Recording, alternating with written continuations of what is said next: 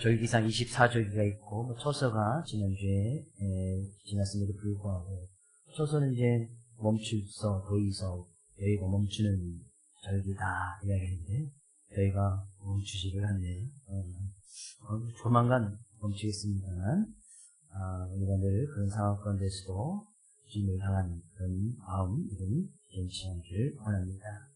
교회에 나오지 않던 남편이 아내의 전도 끝에 교회에 처음으로 가게 됐습니다. 지금 그 주일에 성만찬에게 드려졌는데 그 모습을 보면서 남편이 아내에게 속삭입니다. 여보, 왜 교회에서는 안주를 먼저 먹어? 이해 안 되세요?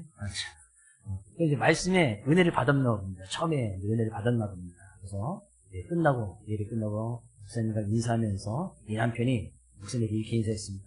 목사님, 교회 어르신들과 함께 한번 다 모이세요. 제가 한 잔 사겠습니다.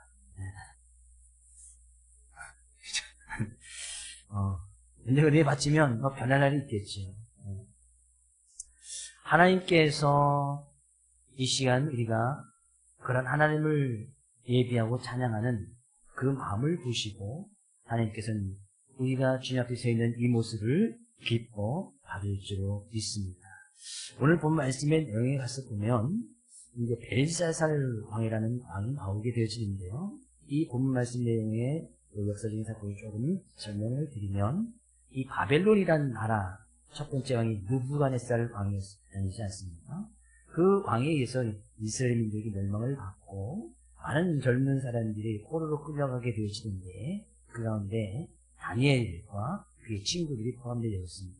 근데 그들이 이제 뜻을 분명히 정해서 하나님 앞에 하나님을 온전히 섬기겠다는 그런 마음, 믿음을 가지고 또 하나님 앞에 결단함을 위해서 하나님 그들에게 특별한 지혜와 지식, 학식을 더해주셔서 다니엘의 세 친구들은 지방의 관리자로 임명을 받아서 관리자 역할을 삼고 다니엘은 왕궁에 남아서 그 왕궁의 일을 본무하는 그런 사람으로 그 나라에 살게 되어집니다. 근데 오늘 본 말씀에 나오는 이 벨사살 왕은 바벨론 나라의 마지막 왕입니다. 근데 바벨론의 나라의 역사는 그렇게 길지 않습니다. 느부갓네살 왕에서부터 시작을 해서 벨사살 왕이 바벨론의 마지막 왕인데 그 기간은 70년이 되지 않습니다. 그럼 바벨론의 역사가 70년도 되지 않는단 말이죠. 그러니까 오늘 보면 이제 벨사살 왕이 등극하였을 때에 그때도 여전히 다니엘이 있었던 것을 보면 다니엘이 소년의 시절에 10대의 시절에 포로로 끌려가서 벨사살 마지막 왕 때까지 다니엘은 왕궁에서 지금 일을 하고 있었단 말이죠. 그럼 다니엘의 나이가 최소 70세 후반, 80대 이상이 되는 그런 나이가 되었단 말이에요. 그때까지 다니엘은 그런 바벨론에 의해서 바벨론 나라에 거하면서 그 나라에서 이제 관리자의 삶을 살아가는 그런 모습이 있었음을 우리가 알 수가 있습니다. 근데 이 벨사살 왕이 되었을 때에 어떤 일이 있었느냐 하면 5장 앞부분에 가서 보면 벨사살 왕이 그 나라의 귀족들 1000명을 불러 모읍니다. 그러니까 힘이 있고 권력 있는 사람들을 불러 모았단 말이죠. 그리고 그들에 의해서 잔치를 베풀고 후궁들을 왕후들을 데려다가 함께 더불어 먹는 그런 잔치를 막 벌입니다. 근데 그 가운데서 이 벨사살 왕이 술을 마실 때에 잔치를 베풀며 술을 마실 때에 그의 선조였던 느부갓네살 왕이 이스라엘을 침범했을 때 예루살렘 성전 하나님의 성전에 있던 이 성전에 필요했던 그런 기구들을 다 빼앗아갔다고 성경 기록하고 있는데, 근데 그때 뺏어왔던 그릇 가운데서, 그릇 기구들 가운데서 금그릇, 은그릇을 가져다가 거기다가 술을 따라서 마시는 그런 행위를 벨사살 왕이 하고 있습니다.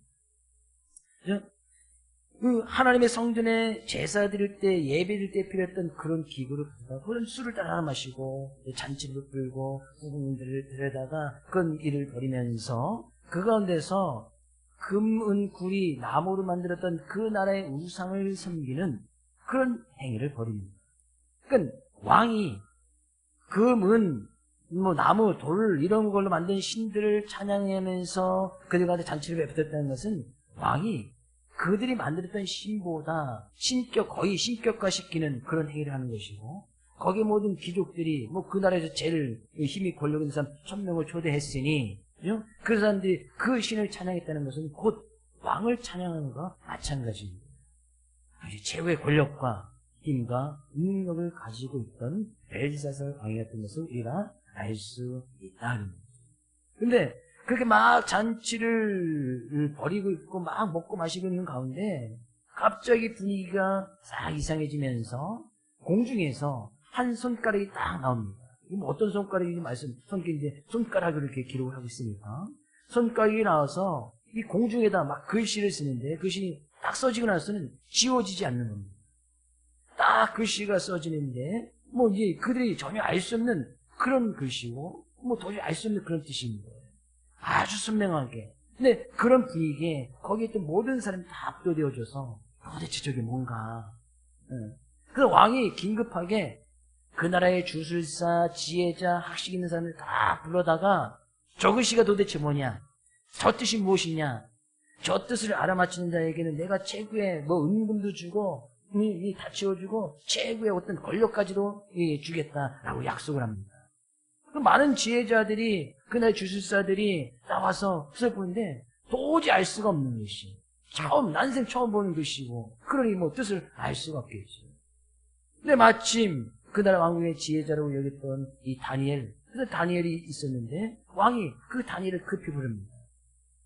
내가 이렇게 잔치를 했을 때 이런 글씨가 나왔는데 이 나라 많은 상금도 벌고 통치자로 삼겠다라고 약속을 했음에도 불구하고 도저히 해석을 하고 아는 사람이 없다.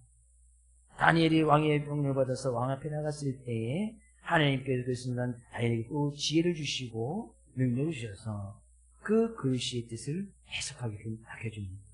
그 말씀이 바로 오늘 그 말씀인데 그 기록된 글자는 이것이니 뭐라고 기록되어 있냐면 메네메네 데겔 우바르시라는 글씨가 딱 새겨져 있습니다. 한글로 써있지는 않았겠죠.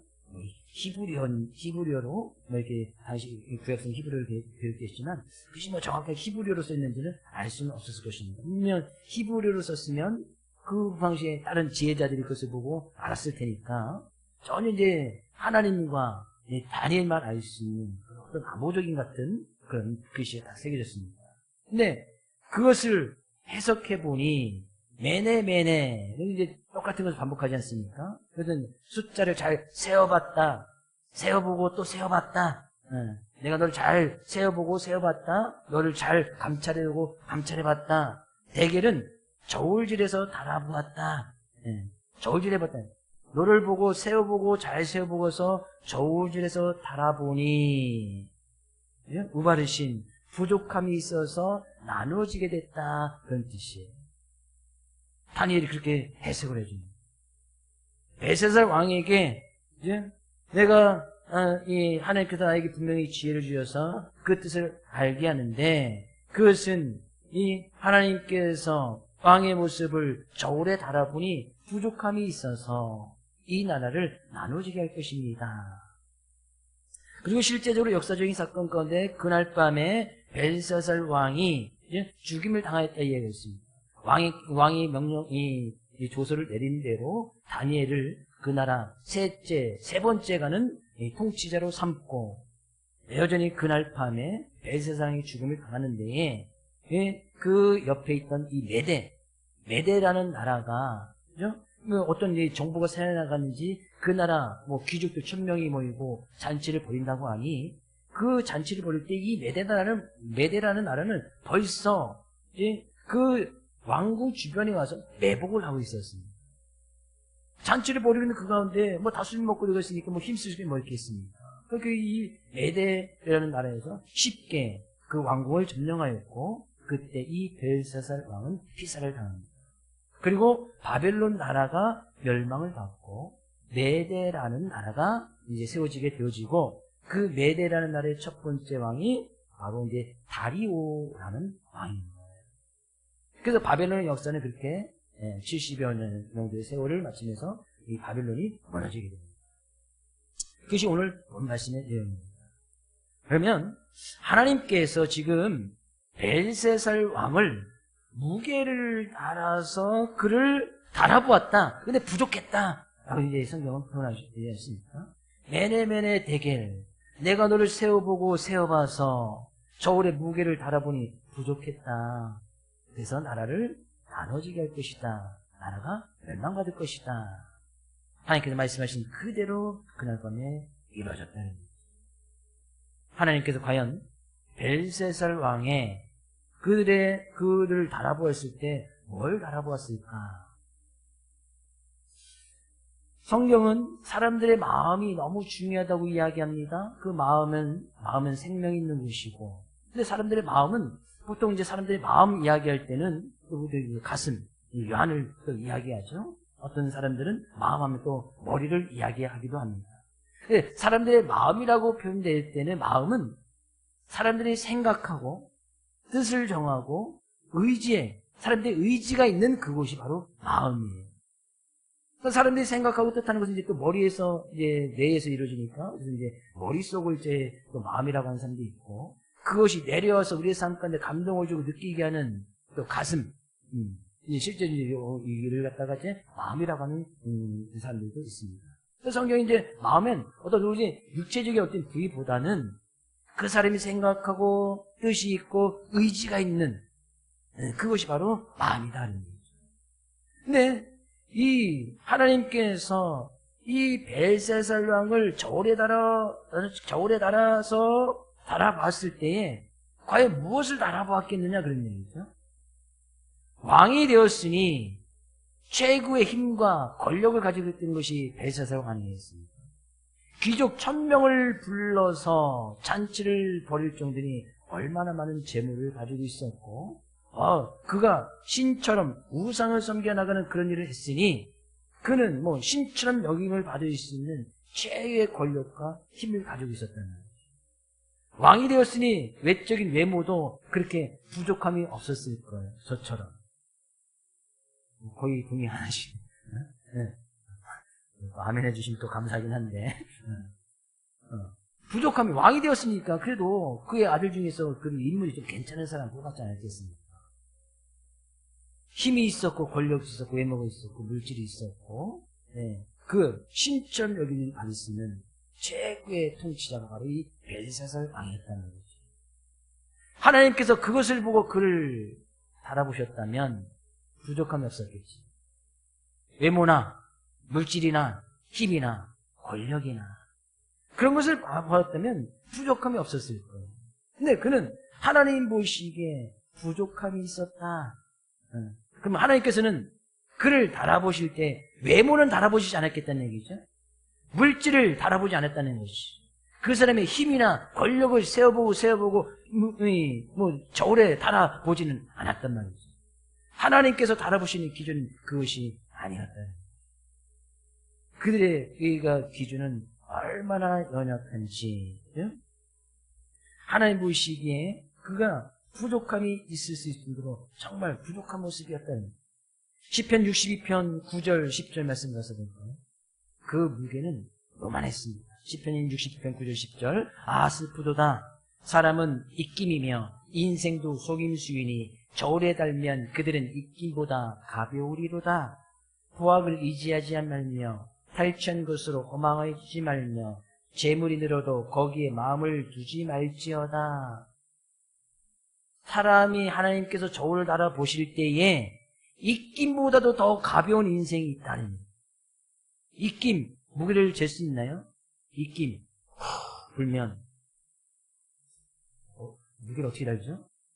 입김을 겨울에 한 수백 번 하면 약간 이제 습기가 찰까 말까? 그것을 긁어 모으면 수백 번 해야 한 2, 3g 될까요?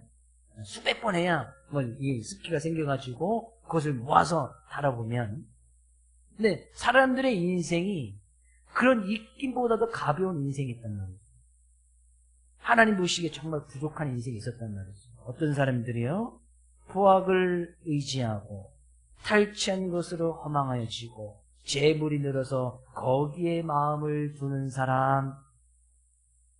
재물 그 자체가 아니고 포악이라는 것은 자기의 어떤 힘이 있고 권력이 있어서 그 힘을 그냥 마음대로 사용한단 말이죠. 그러니까 탈취하는 것으로. 그러니까 힘이 있으니까 자기가 그 권력을 사용해서 남의 것을 막 탈취하는 거예요. 힘이 있다고, 권력이 있다고. 그것을 자기 마음대로 사용하는 사람들. 그러니 재물이 많아서 그 재물 가운데 마음을 두고 있는 사람들. 하나님께서 힘이나 권력이나 재물 그 자체를 악하거나 제약시하지는 않습니다. 그 힘의 마음을 두고, 권력의 마음에 두고, 재물의 마음을 두는 그 자체를 죄라고 이야기하는 거예요. 그런 인생은 뭐예요? 입김보다도 가벼운 인생. 하나님께서 그 사람을 세워서 벨사살 왕을 세워보고 또 세워보고 매네 해서 대개를 무게를 달아보니 입김보다도 가벼운 거예요. 하나님께서는 그런 마음을 달아보시더라는 거죠. 그렇다는 것은 그가 그의 삶 가운데서 이 잔치를 보면서 행했던 모습을 보면 왜 하나님께서 이 입김보다도 가벼운 그런 인생을 얘기하는가? 물론 그들이 만들어낸 신을 만들어서 최고의 신격화했던 자기가 신천열이었단 말이죠. 그의 인생 가운데 하나님은 전혀 없는 겁니다. 그리고 하나님의 성전에서 설치했던 금 은그릇을 가져다가 거기서 뭐하고 있어요? 술을 따라 마시고 있어요. 하나님을 두려워하는 마음이 전혀 없었다는 거죠. 시편 14편 1절에서는 어리석도다. 어리석은 사람은 그 마음에 이르기를 하나님이 없다 하도다. 삶 가운데서 인생 가운데서 가장 어리석은 인생은 하나님이 없다라고 살아가는 사람이 가장 어리석은 인생.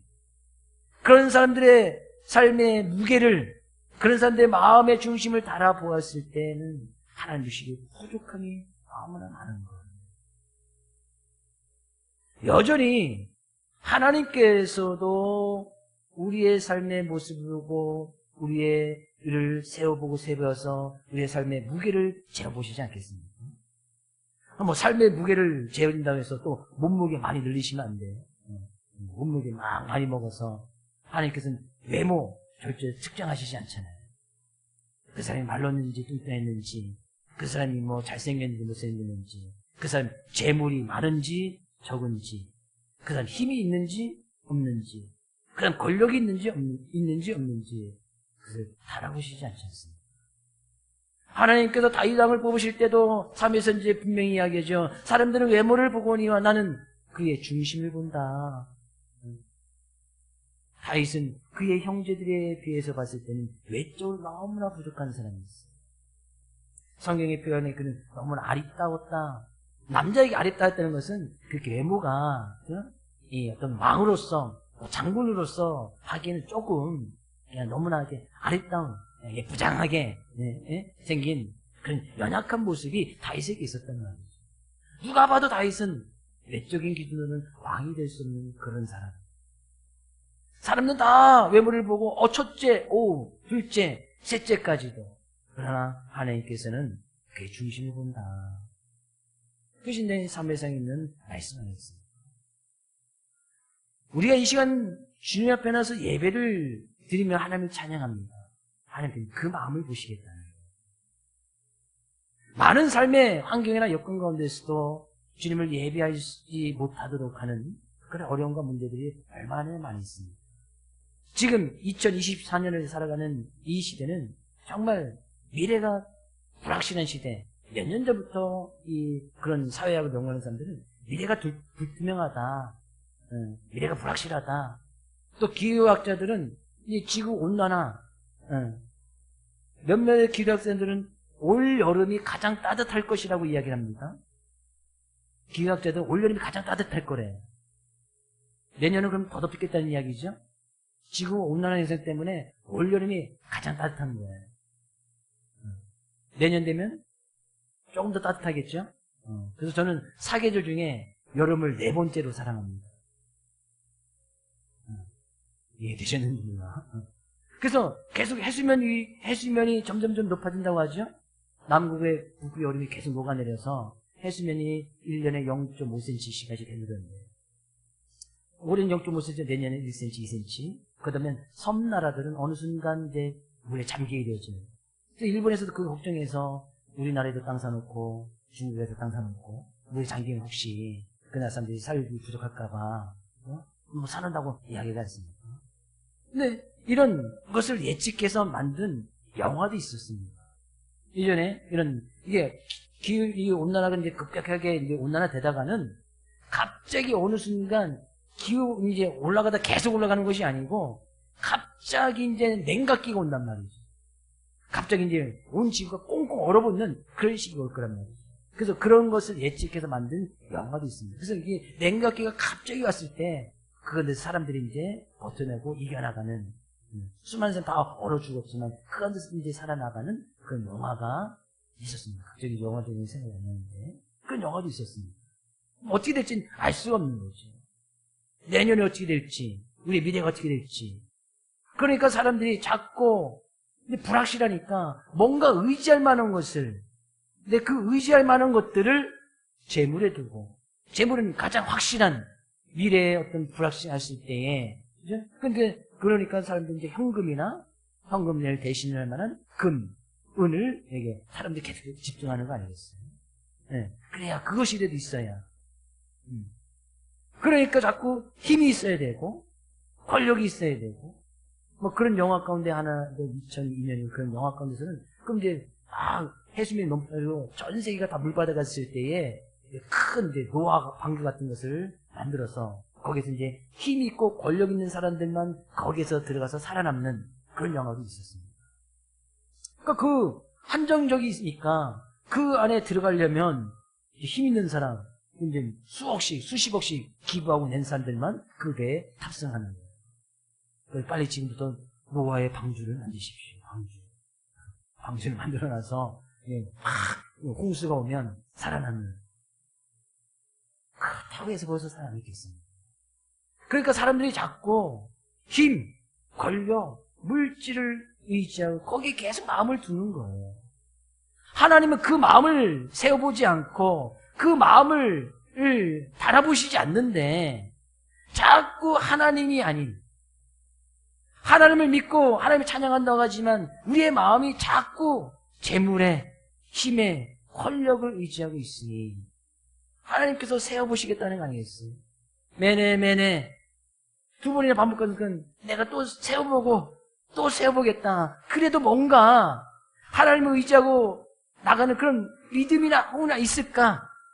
하나님을 의지하는, 진정으로 하나님을 두려워하는, 그런 하나님을 경외하는 마음이 있을까? 또 찾아보겠다는 마음이 있어요.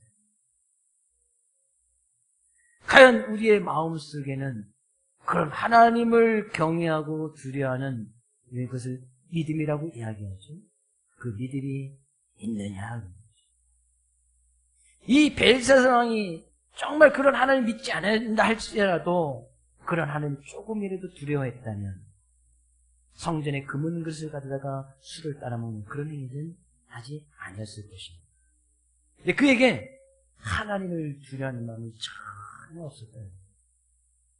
우리의 믿음은 과연 그런 하나님을 두려워하여 그런 하나님을 경외하면서 그런 하나님 믿는 믿음이 있느냐는, 불확실한 시대에 세상 것 때문에, 세상 것으로 인해서 물질 때문에, 힘과 권력 때문에, 그것 때문에 걱정하고 두려워, 그것 때문에 두려워하고, 그것 때문에 근심하고 걱정하고 염려하여서 거기에는 마음이 있지만 진정으로 하나님을 향한, 하나님을 두려워하고 경외하는 그곳에 우리의 마음은 거기 있느냐.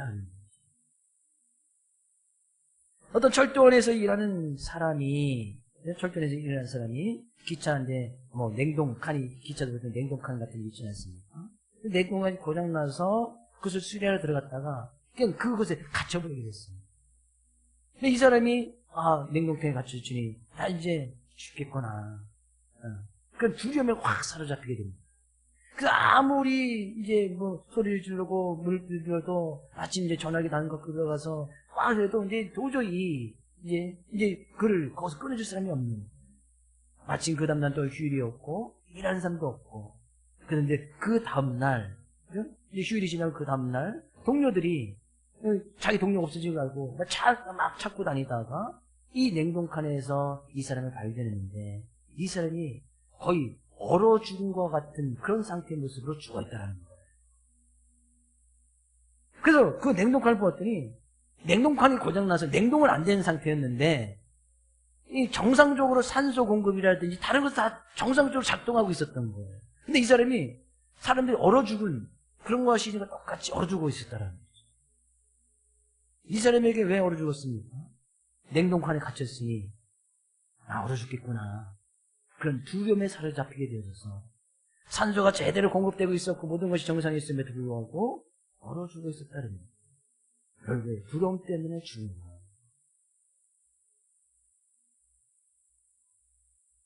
그 두려움, 인생을 살아가다 보면 우리 삶에 두려움 있지 않습니까? 물질에 대한 두려움 있지요. 힘, 권력이 없으면 어떡하지? 두려움이 있지요. 두려움이 있다는 것, 근심, 걱정, 염려로 이어지는 거 아니겠습니까? 그러니까 사람이 계속해서 거기에 마음을 두고 힘을 쓰는 거 아니겠습니까? 근데 그 두려움을 이길 수 있는 방법은 하나님을 진정으로 두려워하면 우리의 삶 가운데 두려움을 이길 수 있습니다. 하나님을 진정으로 경외하면 그런 하나님은 지금 살아계시고 역사하시고 우리의 삶의 모든 것을 주관하신 그런 하나님을 믿고 나가는 그런 두려움이 있다면 우리의 삶 가운데 두려움을 극복하고 이겨나갈 수 있단 말이죠. 그래서 예수님께서도 분명히 말씀하시기는 너는 먹고 마시고 입는 것을 위해서 근심 걱정 염려하지 말아라. 두려워하지 말아라. 라는 것은 그 하나님을 진정으로 두려워하라 그러는 거 아니겠습니까? 내가 그 하나님을 잘 믿는 그 믿음이 있는지 없는지 그것 때문에 근심하고 걱정하고 염려해야지. 내가 먹을 것, 마실 것, 입을 것 때문에 물론 그것 때문에 근심 걱정 염려해야 되지만 거기에 온 마음을 쏟지 말아라. 진정 우리가 두려워할 것은 그 하나님을 두려워하는 마음, 그것이 우리의 믿음 아니겠습니까? 하나님 그 마음을 달아보시는 거예요. 하나님께서 마음을 다할 수 있는 저울은 있지 않겠지만 하나님께서 지금 매네매네 대결하신다면 우리를 살펴서 우리의 외모나 힘이나 권력은 재보지 않으니까 하나님 그 마음의 중심을 보시겠다고 하니까 우리의 중심, 마음을 달아보신다면 부족함이 있겠습니까? 없겠습니까? 하나님만이 하시고 내 자신만이 잘 알겠지. 내 마음이 지금 무엇을 경외하고 무엇을 두려워하고 무엇에 마음이 가 있는가. 하나님은 우리의 마음을 분명히 아십니다. 그 마음을 잘 알았던 이 욥은 이렇게 고백을 하고 있어요. 욥기서 31장 6절 말씀 같이 읽어보겠습니다. 하나님께서 나를 공평한 저울에 달아보시고 그가 나의 온전함을 아시기를 바라노라. 욥이 어떤 사람인지 너무나 잘 알지. 수많은 시련과 어려움 속에서 큰 환난, 재물이 하루아침에 다 없어졌지요. 자녀들이 하루아침에 싹 다 죽습니다. 그의 부인마저도 그를 욕하고 떠나가라고 부인도 떠나갑니다. 자기 몸에는 온 몸이 만신창이가 되어서 온갖 질병 가운데 걸려서 허덕이고 있습니다. 네, 그런 가운데서도 욥은 자기의 마음을 좀 바라봐 주십시오. 내 마음이 어떠한지 하나님 알기를 원합니다. 하고 고백했던 것은 그의 마음이 하나님 향한 그의 마음이 변함이 없었다는 거예요. 그의 마음은 자녀들에게 있지 않았단 말이죠. 물질에 있지 않았단 말이죠. 육체적인 질병, 자기의 육체적인 것에 마음이 가 있지 않았단 말이죠. 자기의 마음은 오직 하나님께 가 있었으니 나의 마음을 그렇게 좀 바라봐 주십시오. 나의 마음을 그렇게 좀 재워주십시오. 라고 이야기했습니다. 그런 하나님의 진정으로 경외하고 두려운 마음 가운데 잠언서에서는 아주 귀한 마음, 하나님 마음 보시기에 하나님의 마음을 우리의 마음을 다실 때에 그 마음을 다루시는 그런 기준을 하나 더 이야기하고 있는데 잠언서 24장 11절 12절 말씀입니다. 같이 읽어보겠습니다. 너는 사망으로 끌려간 자를 건져주며 살육을 당하게 된 자를 구원하지 아니하려고 하지 말라. 내가 말하기를 나는 그것을 알지 못했노라 할지라도 마음을 저울질하시는 이가 어찌 통찰하지 못하시겠으며 내 영혼을 지키시는 이가 어찌 알지 못하시겠느냐. 그가 각 사람의 행위대로 보응하시리라. 하나님께서 마음을 저울질하신다고 이야기했지요. 어떤 마음? 지금 사망으로 끌려가는 자, 지금 살육을 당하게 된 자, 뭐 실제 뭐 전쟁의 상황을 이야기하는 것은 아닙니다. 영적으로 지금 죽어 있는 사람, 곧 있으면 하나님의 심판이 있어서 영원히 꺼지지 않는 그 지옥불에 들어가려고 하는 사람들, 살육을 당하게 된 자, 하나님의 심판 가운데 죽음을 받게 된 자를 구원하지 아니하려고 하지 말라. 나 몰랐다. 나는 그것을 알지 못했습니다. 라고 이야기할 때도 하나님 그 마음을 저울질하시는 그 하나님께서 왜 그 마음을 통찰하지 않겠느냐. 하나님 그럼 어떤 마음을 통찰하시고 어떤 마음을 기하게 보시겠다는 거예요. 지금 사망으로 끌려가 곧 죽게 됐어. 영적으로 지금 죽어 있어. 죄와 사망 가운데 심판을 받아서 하나님의 곧 있으면 하나님의 심판을 당하게 될 그런 사람들을 구원하고자 하는 그 마음을 귀하게 보시겠다는 거 아니겠어요? 근데 여전히 죽어 있는데, 여전히 그 죽어 있는 사람과 같이 살고 있는데, 여전히 죽어 이제 곧 심판을 당해서 살육을 당해서 그 사람들이 내 가족 가운데, 친척 가운데, 이웃 가운데 있음에도 불구하고 구원하지 아니하려고 한다면, 구원하지 아니하려고 하지 말라. 나 몰랐습니다. 너와 지금 같이 살고 있는데 몰랐다고? 내 이웃에 있는데 몰랐다고? 그의 영혼이 죽어 있는데 몰랐다고? 하나님께서 그의 마음을 저울질하시고 그 마음을 통찰하시지 아니하겠느냐. 하나님께서 보시겠다는 거 아니겠어요? 너만 잘 살았으면 돼? 아니잖아요. 지금 우리의 가족이, 이웃이, 뭐 주변에 있는 사람이 지금 영적으로 죽어 있어. 다 아시잖아요. 우리가 영적으로 살아났다는 거, 참 구원을 받았다는 것, 하나님의 은혜 가운데 구원을 받았다는 거 아시잖아요. 예수 그리스도의 십자가는 놀라운 은혜를 구원받는 걸 아시잖아요. 주님께서는 그렇게 우리를 구원하시기 위해서 십자가를 지시고 우리에게 놀라운 은혜를 베푸셨던 그런 주님의 마음을 잘 아시잖아요. 그럼 주님을 따라가는 우리들은 그런 주님의 마음을 품고 주님의 마음을 닮아서 그 마음대로 살아가야 되는데, 여전히 우리는 재물이나 힘과 권력의 마음을 두고 지금 죽어 있는 사람, 죽어 있잖아요. 영적으로 죽어 있는 사람, 구원받지 못한 사람들 구원하지 아니하려고는 그 마음을 하나님께서 왜 통찰하시지 않겠느냐. 그렇다는 것은 내가 이 죽어가는 사람, 사망으로 끌려가는 사람들, 영적으로 죽어 있는 사람들을 구원하려고 힘써 나가는 그 마음을 하나님께서 정말 귀하고 소중하게 무게의 중심을 두고 하나님께서 그 마음을 보시겠다는 거 아니겠습니까? 정말 귀하고 복된 마음이다. 주님은 그런 마음을 달아보시겠다 이야기하고 있습니다. 우리는 본 말씀을 통해서 하나님의 저울에 부족함이 없는 그런 귀한 믿음, 진정 하나님을 경외하고 주의할 수 있는 그런 귀한 마음을 가지고 살아가는 우리 사랑하는 손님들 수 있기를 주의 이름으로 축복을 드립니다.